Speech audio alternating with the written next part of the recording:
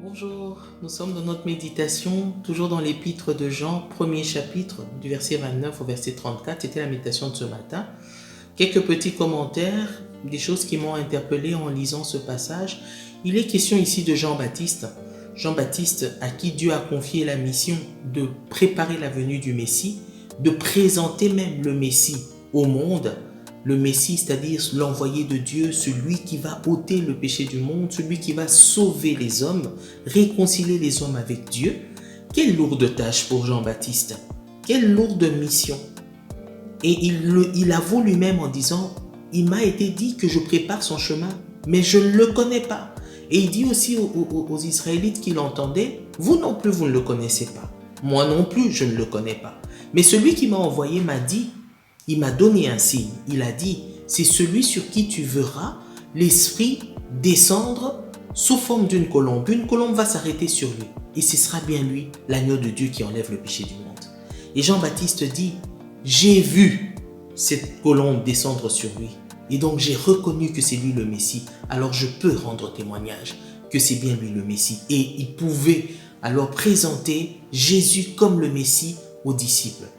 Alors, nous aussi dans notre vie, nous avons vu des choses, nous avons vu Jésus, nous avons rencontré le Messie. Nous n'avons plus besoin qu'on nous présente, nous l'avons connu. Il nous a été présenté une fois, on l'a reconnu, on l'a reçu dans notre vie.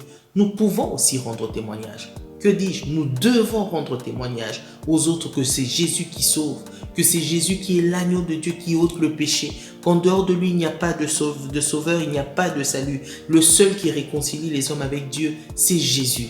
C'est aussi notre mission, c'est ça notre mission maintenant que nous l'avons reçue. Une deuxième chose qui m'interpelle dans cette méditation, c'est comment Jean-Baptiste présente Jésus. Il dit, moi je baptise d'eau, moi Jean-Baptiste je baptise d'eau, mais celui qui vient après moi, donc le Messie, lui, il va baptiser d'Esprit Saint et de feu. Il va baptiser d'Esprit Saint et de feu. Alors, ce baptême d'Esprit et de feu, il n'est pas pour tout le monde. Il n'est pas pour tout le monde. Il est pour ceux, comme dans Jean 1, verset 12 le dit, pour ceux qui l'ont reçu. Pour tous ceux qui l'ont reçu. Fais-tu partie des personnes qui ont reçu Jésus? Si tu fais partie des personnes qui ont reçu Jésus, sache que le baptême de feu, le baptême de l'Esprit Saint, c'est Jésus qui le donne. Il est en toi. Demande-lui si tu n'es pas encore baptisé du Saint-Esprit. Demande-lui de te baptiser.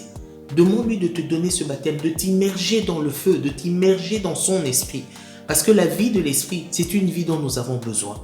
Surtout dans les temps comme ceux que nous vivons maintenant. Nous avons tellement besoin d'être remplis de l'esprit de Dieu, d'être immergés, plongés dans l'esprit de Dieu pour vivre et marcher selon l'esprit de Dieu. La Bible dit ceux qui sont conduits par l'esprit sont fils de Dieu, sont fils de Dieu.